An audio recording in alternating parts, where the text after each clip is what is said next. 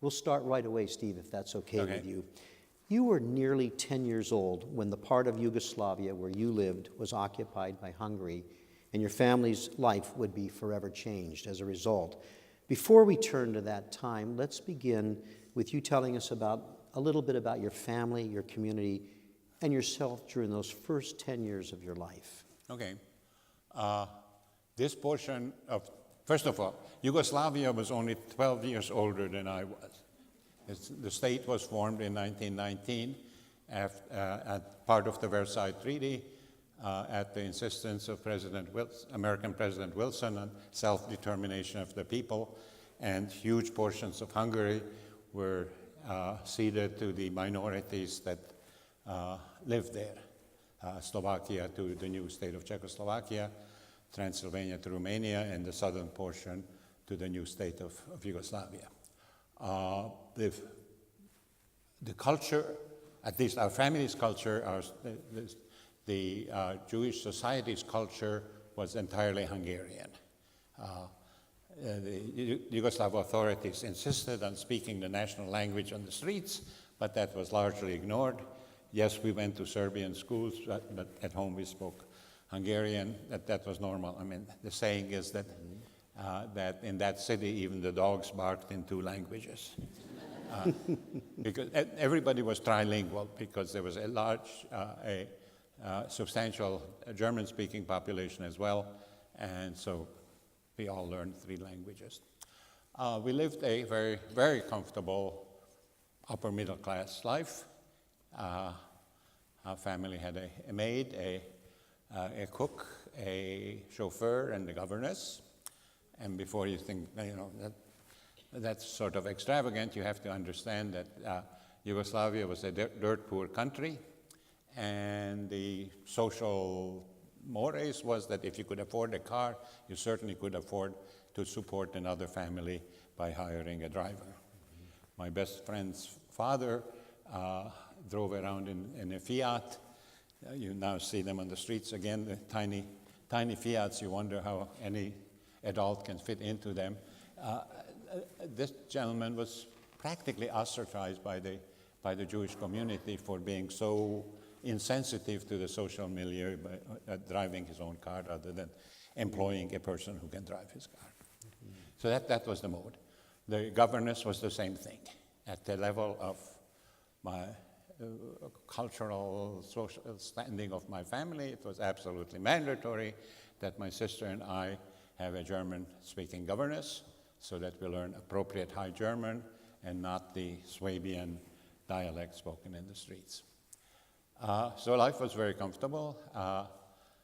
We had a very nice apartment in the same building that that had the editorial offices as well as the printing plant.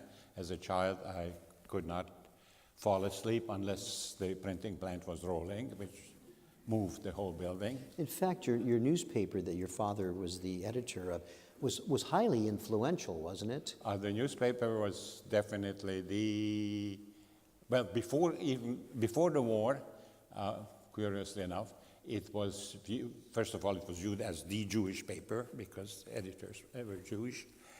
It was also very well known for its advocacy for the minorities, the Serbs and the Croats who lived there, made up about half the population. After the Yugoslav kingdom was created, the paper was closed for a couple of years because of the Hungarian influence. The Yugoslav government was not anti-Semitic per se, but it made a big effort to separate the Hungarian-speaking Jews from the Hungarian-speaking Hungarians.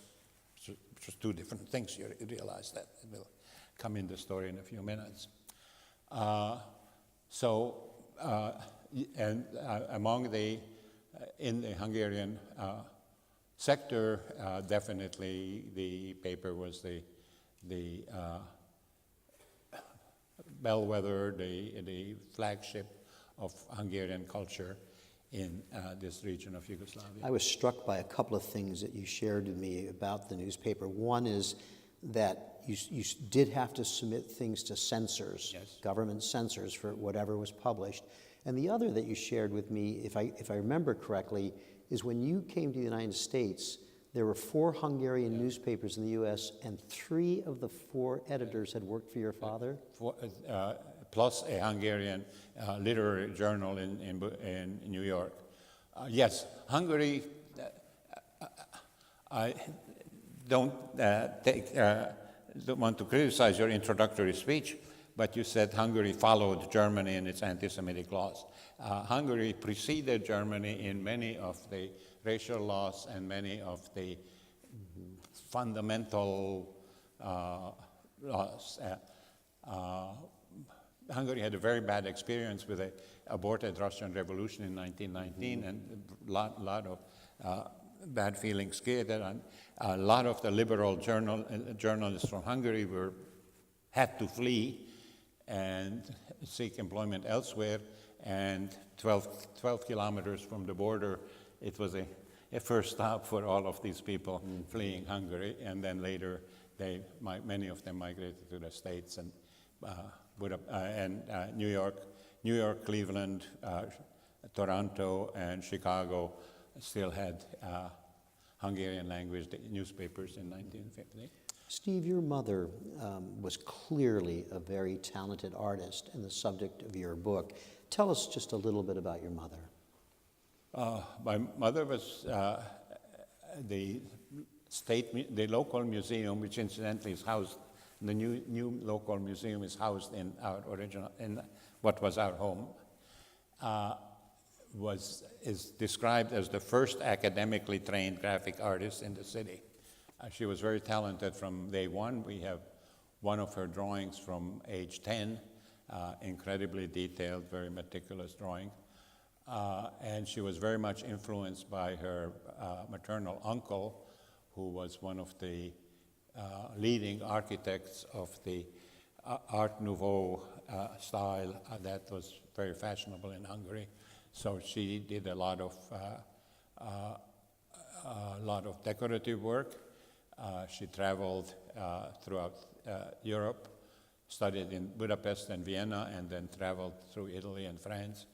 And when she married my father, who managed a plant that had a small press that could press etchings, and a larger press with a lithographic stone that could produce lithographs. She made use of the plant by converting many of her sketches into lithographs and etchings. Mm-hmm. Steve, before we move on, I wanted to have you just mention very briefly, or I'll mention, among your hobbies, you were pretty serious as a youngster stamp collector. And later that stamp collection would have importance to your family. Yeah, my father was very helpful. The newspaper had hundreds of local representatives, local reporters, et cetera, through the region who were all writing in. He repeatedly asked them to not to use the regular run-of-the-mill stamps, but use special editions. And they all came to the newspaper. Once a week, I made the round of all of the offices that collected out incoming mail, and they had all of the envelopes ready for me, and I had a mini factory of cutting out, soaking, or sorting, etc. And whenever my father went to Budapest or Belgrade, I gave him packages of used stamps to trade for new issues. So it was a very nice hobby.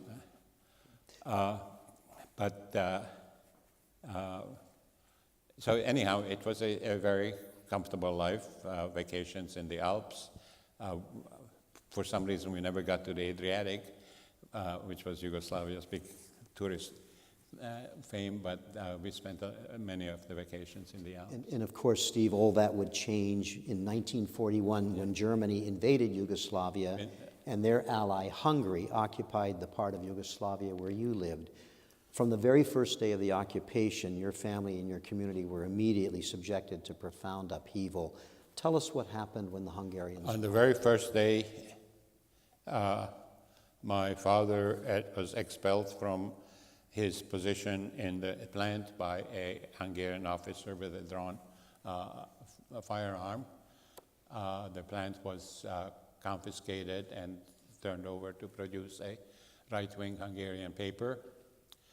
All of the Jewish establishments were expropriated, and Aryan managers were assigned to run it. The one who was assigned to this paper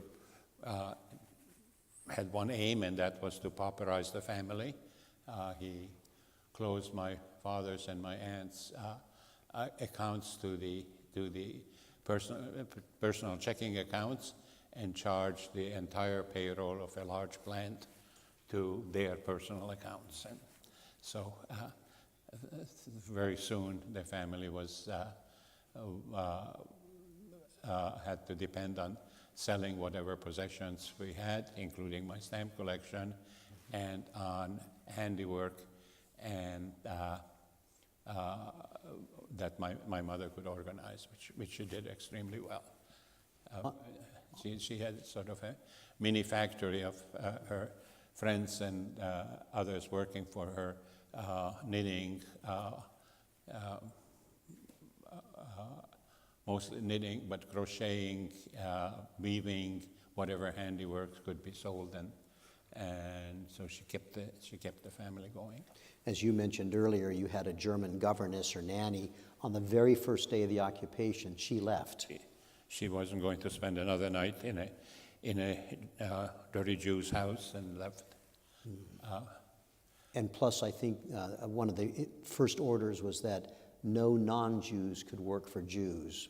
Yeah, so the staff went, which had to go anyhow because we had no income to pay them.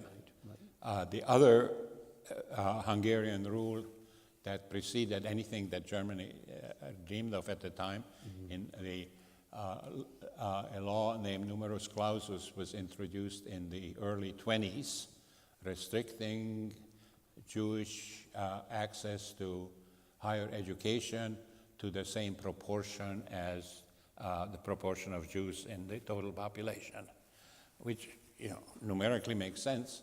But when you realize that 80% of the population were illiterate serfs bound to the earth that they labored on, and then it's sort of out of kilter. So if Jews made up 3% of the population... Jews made up about 6% of the population, more in the cities, much more in Budapest. But anyhow, you had to take a test to enter 5th grade, which was first grade of academic high school. And fortunately, that summer, my father had no other business since he was just deposed.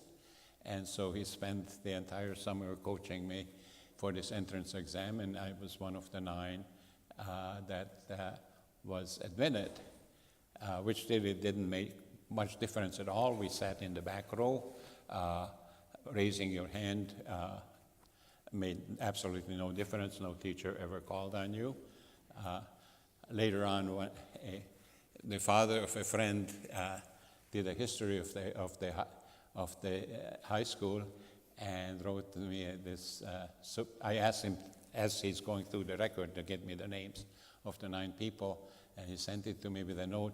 Did you know that you had to pay tuition in addition to this restriction, and in addition to the treatment that you received?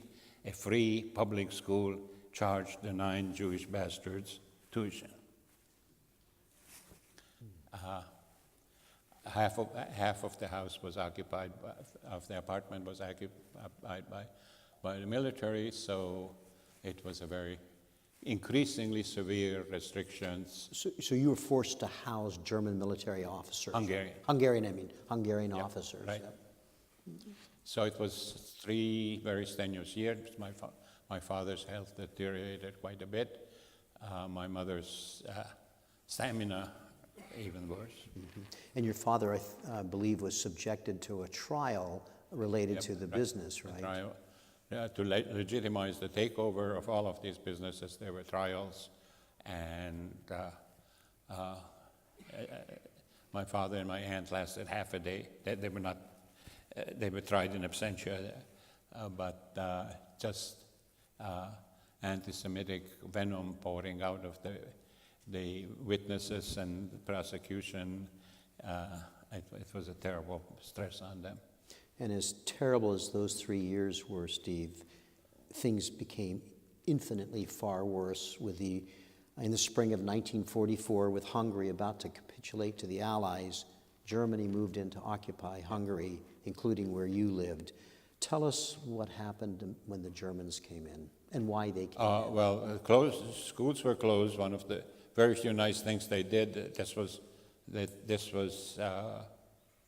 May, yeah, I think it was May. 1944. May 1944, they discharged all the Jews. They gave us certificates that we completed that year, which was helpful when we had to re-enter the stream after the war.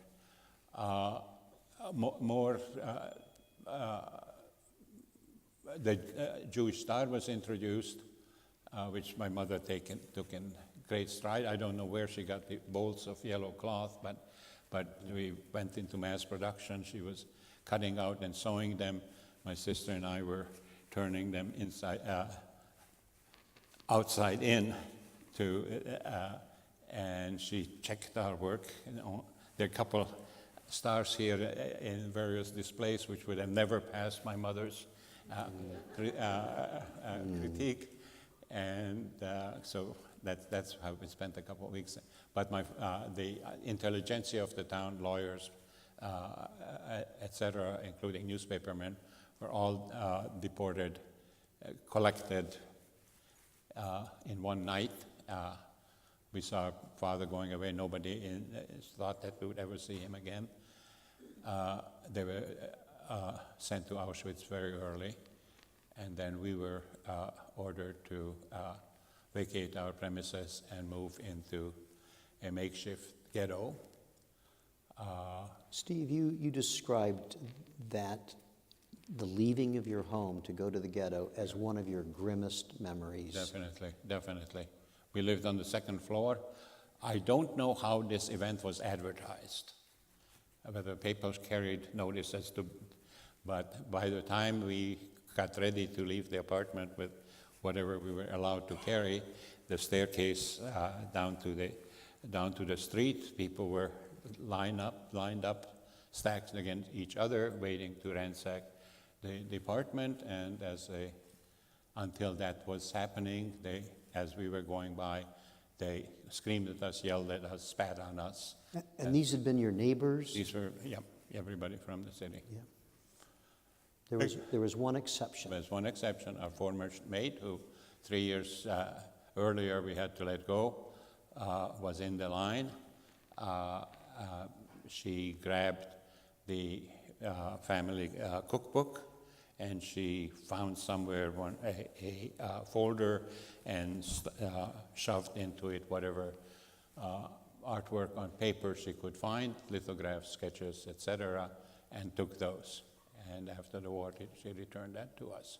And if you going to the Somewhere Neighbors exhibit on this floor, you'll see my mother's cookbook, which my sister and I donated to the museum. So you were forced into a ghetto. Tell us about that. 2 or 3 families per room, non-existent feeding stations, minimal sanitary facilities. Fortunately, the wall was porous enough so that people like our former cook could sneak in and bring us some food. Also, some people being able to sneak out. And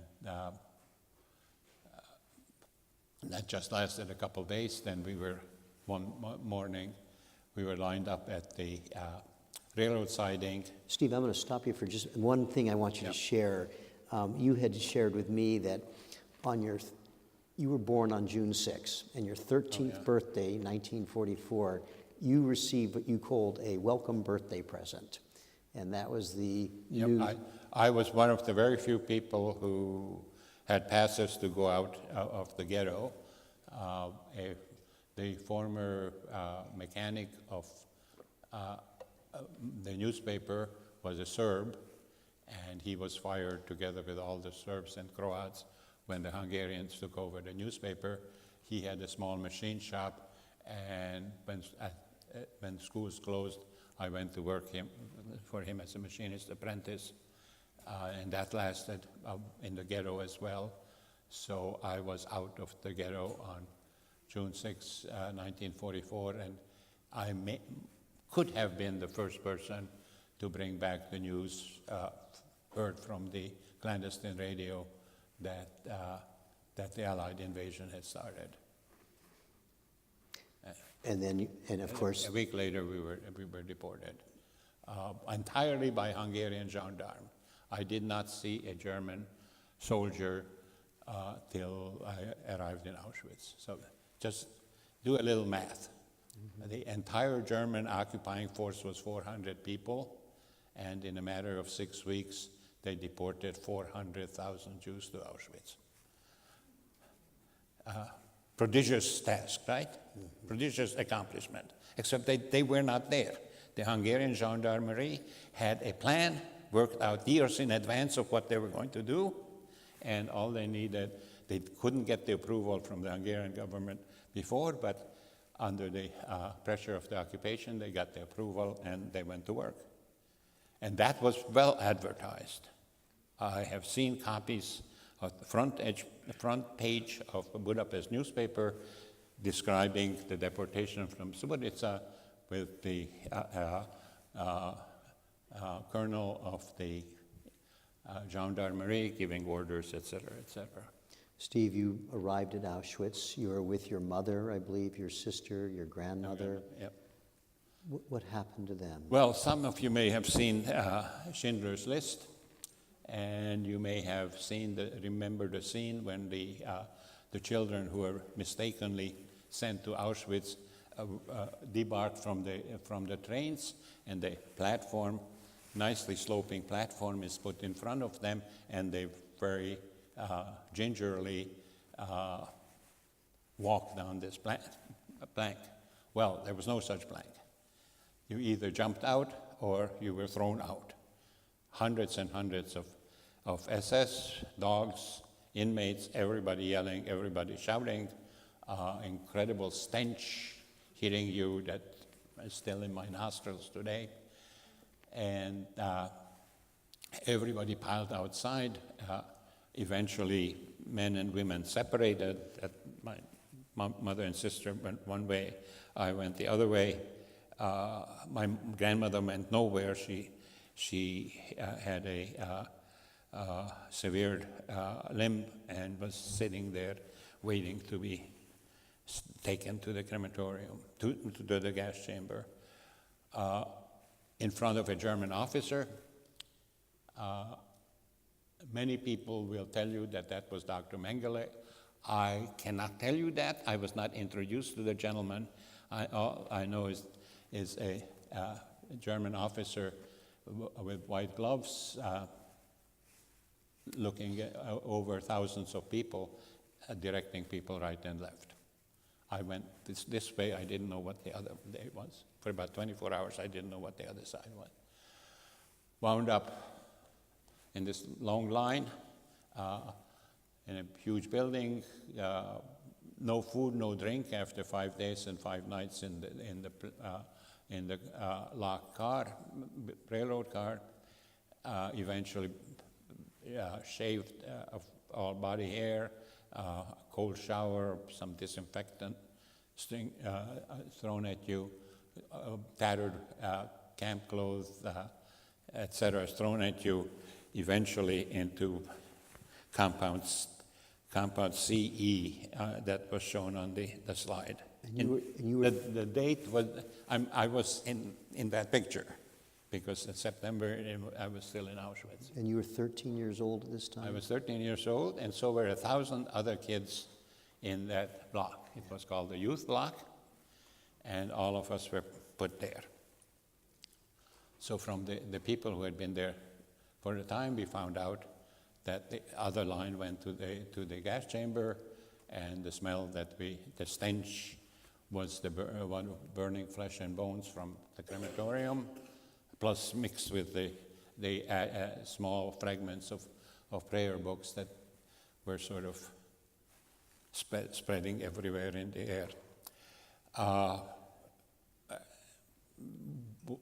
One feeding a day out of a barrel, one run to the latrine once a day. You learn things in that setting. You learn, for example, take the advice of an older person that on the way running on towards the latrine, try to pick a smooth pebble on the ground, so you have something to wipe yourself with, since unfortunately toilet paper was not one of the things provided in the latrines. Learned the stench, not just from the crematorium, but from your own body, your own clothes. Weeks, months with no change in clothes, no shower, excrement, urine, you carried it with you in your own clothes. The other thing you learn is that the spirit dies faster than the body. Everywhere in camp you saw these shuffling bodies, glazed over eyes, not seeing anything, just shuffling. The camp slang called them Muslims, and just totally impervious to what was going on, usually carried out in the morning with the night's dead on the cart directly to the crematorium. No point in wasting gas on somebody who's already in that condition. Steve, you ended up becoming an interpreter while at Auschwitz. Yep. How did that happen? Well, this horrible woman who was our governess did one service to me. My sister didn't, I don't know how, she did not benefit from it. But at that time in Auschwitz, the inmate orderlies were German criminals brought in from prisons to control the inmates. Mm-hmm. They spoke only German. The majority of the kids in our barracks spoke only Hungarian. They needed an interpreter, and somehow they picked me. So I became an interpreter. And the only reward was that after the troops were fed from the barrels, I had the privilege of going at it with a spoon and scraping out the bottom of the barrels for a little more food. The really big change in my life was a couple months later, in late August. The date is easy to look up. It's very well documented, the day when the gypsy families in Auschwitz were slaughtered one single night from the barracks adjacent to our barrack. The following day, there were inmates cleaning out the barracks, whitewashing inside and outside. And what was most noticeable to us is that their supervisors, their trustees, did not wear the green triangle of criminals, but they had the red triangle of political prisoners. One of them came over. He wanted a translator of Polish, Hungarian, and German. I had never heard a word of Polish before, but I figured that it's a Slavic language like Serbian. It can't be that different, and I volunteered. And I became an interpreter to them. Well, that was when I decided that I had a chance to live. Up to that point, there was absolute conviction that I would follow these Muslim out into the crematorium, as all of my classmates by then had done. These people were all political prisoners caught up in Warsaw and other Polish cities. The universities, good part of them university students, may have been violent anti-Semites, but decided that for the duration of the hostilities that mattered much less than resisting the SS. So I worked for them, and they drummed into my 13-year-old head that no, you're not going to die. You have a chance to fight for your survival and fight for the survival of others. That work enabled you to locate your sister. Yes,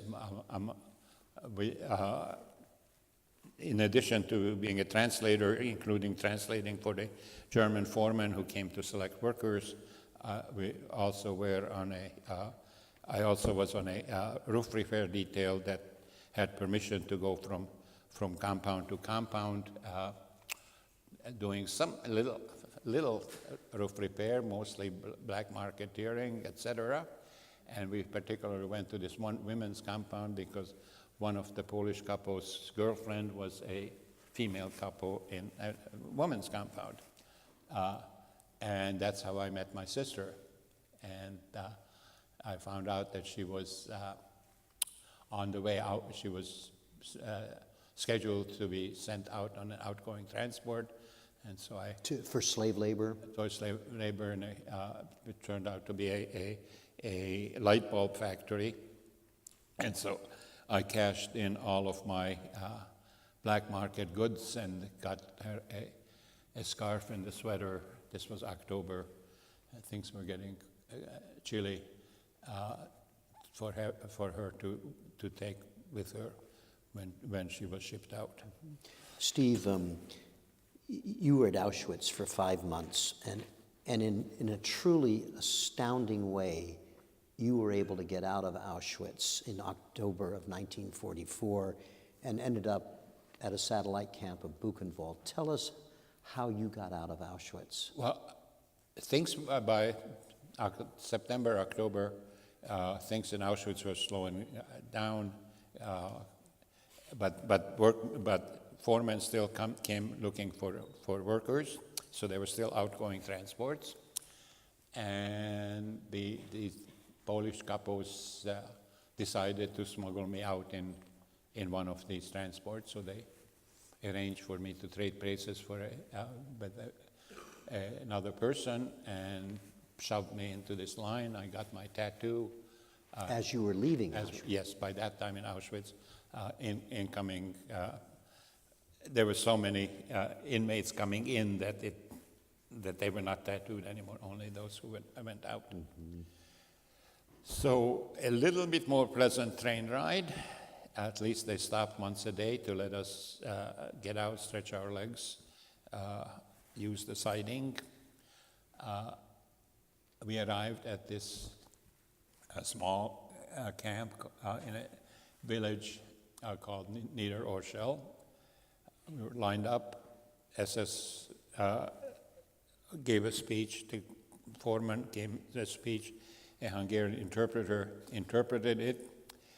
And then the foreman came up to me and said, "What are you doing here? I didn't select you in Auschwitz." I had been his interpreter when he was in Auschwitz selecting workers.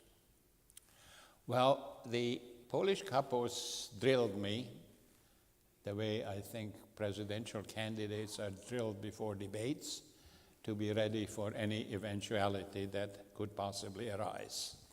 This was not one that they foresaw.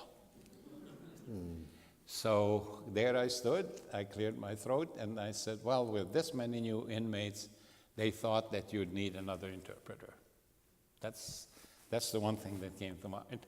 And it worked. It worked. Not just that I became interpreter, but after the grilling, the real grilling I got was not from the guards or that came from the inmates. They immediately surrounded me. Because you were under suspicion. yes, how come the foreman knew you? How come your clothes are so much better than others, et cetera, et cetera. So it took some time for me to convince them that I knew things that they didn't know. One of the orderlies was a gypsy. He had heard that something had happened to the Roma population in Auschwitz. I could tell him that I was there and what happened. So I was accepted by the people, by the small group that sort of controlled the camp. But I was put to work like everybody else, 6.5 days a week, 14-hour work days, manufacturing these wings of Focke-Wulf airplanes, fighter planes. And tell us, spend a moment telling us about the acts of sabotage. We did whatever we could. Building these wings. People, particularly the people at the electrical stations, installing landing gear, flaps, control rods, and the wiring that control them. They could occasionally cut a bunch of wires and stop the production line. I worked on the inspection, at the next to last inspection station, inspecting rivets, that they were properly driven, and checking for possible tears in the aluminum skin. But we could sometimes just stop the assembly line until those were corrected. Sometimes we could gloss over errors that we saw and let it pass to the next station where camouflage paint was applied to it and covered all of these things. None of these planes ever flew. This factory was set up only in the spring of 1944 after the big industrial establishments had been bombed to smithereen, and this was an attempt for organizing an alternate supply line, which didn't work. The railroad lines were bombed. We were getting fewer and fewer parts to install, and we were sending out less and less complete wings. But they kept us there till. Steve, one thing I would ask you about. You had said to me that at Niederorschel, you saw how humans could function under conditions a bit better than Auschwitz. Well, the important part of the day was the night, when there was a large common area, and there were about a couple hours before lights out. Well, you would expect to have shoemakers who could fix shoes. You could expect to have tailors who could, with bartered needle and thread obtained from the German civilian workers by bartering, repair clothing. Some skills you didn't expect. You didn't expect to find diamond grinders reported from Belgium who attempted to grind prescription glasses out of the bottoms of milk bottles found by the wayside. I don't know if they worked, but jewelers with taking anything from the factory was of course punishable by death. Everybody was working on scraps of aluminum, jewelers making these gorgeous boxes. It was close to Christmas for the civilian workers. Wreaths for Christmas were a big thing. They would bring in big sheets of dried grass, and the inmates would make this elaborate wreaths out of it, which could earn some bread or something else on the black market. And one of the other things that happened there, here you are, still a boy, fellow inmates wanted to educate you. Right, yeah. So what did they do about your education? After all of this, there were about half a dozen kids my age. Some people decided that our education should not be stopped. And after 14-hour work week and a couple hours of honing weapons, sharpening weapons, took us aside to give us lessons in history and French and algebra. I don't think anything stuck with me, but they tried. But I tried. They tried. The religious people did the same thing. I mean, rehearsal for Friday night service went on all week. Everybody knew the service by heart, but they also knew the weekly Torah reading by heart, and the services for special services for holidays. Huge rabbinic discussions among the people who knew as to what is the proper language for it. Absolutely amazing. You remained at Niederorschel for more than 6 months until April of 1945, when you were forced on a death march. Tell us what that was and where you went. The death march was announced one night. The younger people but the resistance organization wanted to stage a revolt. We had some weapons. That you had made secretly and were hiding. Yeah, right? we had access. Since the inmates took the food to the guards' quarters, we knew where the guards' weapons were. There was a chance that we could do something. The older people were against it, and so but the following morning we started. At the first couple of days was a welcome break from the factory. It was spring, but then it got more and more tenuous. Food was practically non-existent. People were falling by the wayside and were shot by the guards. People attempted to escape at night, and some were successful. It was very disheartening when the following morning the farmers in the area brought back the escapees from the night before with using barbed wire as to tie their hands. And that was sad. And you had your arm broken on the march. My arm broken. We sort of stumbled into Buchenwald, and I could orient myself from descriptions of people who had been there.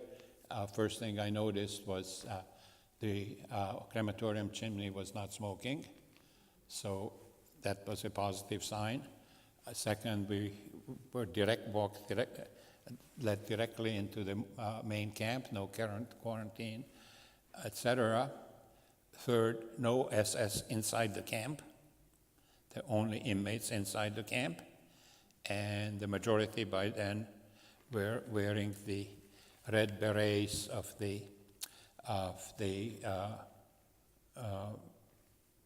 camp resistance organization. So we were just shown a empty barrack. Somebody pointed a place for me to lie down, and I laid down. I had anticipated participating in the great revolt that all of the older inmates were talking about. I fell asleep, and next afternoon somebody woke me up to tell me that the Americans had arrived. So there are lots of stories about liberation of Buchenwald, self-liberation of Buchenwald. The funny thing about it is that in the Norwegian stories, the inmate leading the uprising is Norwegian. In the French stories, the inmate leading the uprising is French, and so on down the line. So I just have to dial myself out. I had no direct contact with any of that. When did you realize fully that you were liberated? Well, we saw we raced up to the barbed wire fence, and the American jeeps and trucks and armored vehicles of 6th Armored Division were going by, with everybody, the soldiers looking at us as zoo animals, I would say. They've never seen anything like that. That's obvious. As we noted in the beginning, you spent several months in the field hospital recuperating and made your way back to Subotica. What did you find in Subotica? Well, first of all, the hospital was very efficiently run. Just to give you a sense of what the conditions were, this was the 120th Field Evacuation Hospital. Doctors, nurses, etc. The American nurses were sent to temporary duty elsewhere because the command of the hospital decided that the work was too onerous for American women to do. And so they locally rehired the German nurses that had worked in the hospital for the wounded SS, which the big semicircle that So you they saw. now were the nurses in the field hospital. So anyhow, we got long negotiation. You know, the Iron Curtain was up. French, Norwegian, Dutch, Belgian people were out in 24 hours at most. We were there for 3 months before we got the permission to cross into Soviet territory and Soviet-controlled territory and eventually go back. People ask me this question, what was it like? I don't know. I just got off the train and started walking. I knew I had one aunt who was not considered subject to deportation by Hungarian racial laws. I went to her house, and a couple of weeks later my sister did, and a couple of weeks later my father was brought back on a Soviet army hospital train, and so we tried to start a new life. What kind of condition was your sister in? Okay, she was liberated in Bergen-Belsen after a case of typhus, but she was okay. But your father was not. Oh no, I have my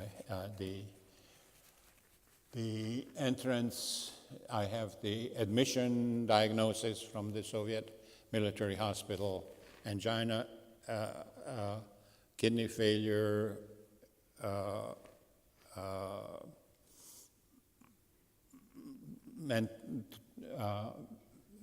broken teeth, mental and physical deterioration, etc. And he never recovered. You shared to me, though, that despite that, he did make an attempt to restart his life. Oh, yes, very much so. Yeah. He tried getting the paper back. That was impossible, but we got a small vineyard back, so we had some money. Yes, father was very anxious to connect with my maternal uncle who had emigrated to the States in the 20s, who sent affidavits to my sister and me, but he just couldn't do it any further. Steve, in the little time that we have left, as you said, the Iron Curtain was up. You were now under the Soviet control, and you would live there for several years. Before we leave the program today, tell us how you and your sister got out of Yugoslavia. Well, two of my cousins survived, and they were engaged. Both of them were engaged. So the six of us, in an 18-month period, got together in Paris 5 different ways. My older cousin and his fiancée were born before Yugoslavia existed, so they could reclaim their Hungarian citizenship. My younger cousin's fiancée was Hungarian. She only came to Subotica in the late 30s. My cousin managed to escape into Switzerland, but the Swiss sort of keep watch over things like that, and the Swiss police came and said, "You're here illegally," and they said, "Yes, where did you come from?" "From France." So Swiss policemen took him across the border To France? paid him ticket, and waited until the train to Paris took over. My sister and I, through the help of a couple POWs, former POWs who were on the liberation train from Bergen-Belsen that she came home on, they helped us get passports, legal passports and exit visas. They didn't have the authorization to issue them, but they issued them to us. Mm-hmm. On the basis of that, we got out. As soon as we got out to Paris, we renounced our Yugoslav citizenship, registered as stateless persons, et cetera, et cetera. French were very supportive. Made it to the United States, and then you got drafted. Yep, right. We're gonna close our program in just a moment. As you clearly saw, we only got a glimpse of every part of what you've heard from Steve. You just got a glimpse of it, and of course what happened post-war for Steve we didn't even get into except for just that little bit at the end. Because we don't have time for questions with you today, Steve's going to remain on the stage when we finish the program, and we invite anybody who wants to come up on the stage when we finish I'll get down at the bottom. All right, and to talk to Steve, ask him questions, get your photo taken with him. Just say hi and shake his hand if you'd like to do that. It's our tradition at First Person that our first person has the last word. So I'm going to turn back to Steve to close our program. Before he does, I just want to remind you we'll have First Person programs each Wednesday and Thursday through the middle of August. We hope that you can come back another time, but if not, the museum's website will have information about the program in 2018. So thanks for being here. Steve? Well, as the first question very often is simply somebody asks me why I'm doing this. As you could tell, it's not the easiest thing to do. I have gotten past the earlier years where I broke down somewhere in the talk. Could never predict where, but somewhere it happened. But I do it because as a survivor, as a witness, I have an obligation to do so, for obligation to the millions of people who didn't survive. And I feel that it's up to me to let people like yourselves know what in humanity the human mind can produce, and how easy it is to move from prejudice, discrimination against anybody, to more and more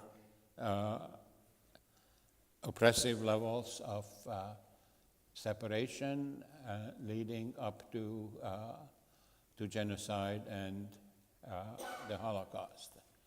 As you know, if you walk through the museum, sitting at the information desk, I tell people, whatever genocide du jour you're interested in, we have an exhibit on it.